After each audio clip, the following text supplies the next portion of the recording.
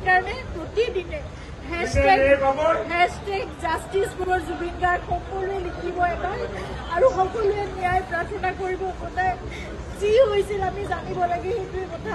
আজিলৈকে জনা নাই কি হ'ল, 22টা দিন পাৰ হ'ল, আজিলৈকে আমি নাজানো কি ঘটনা ঘটি গ'ল।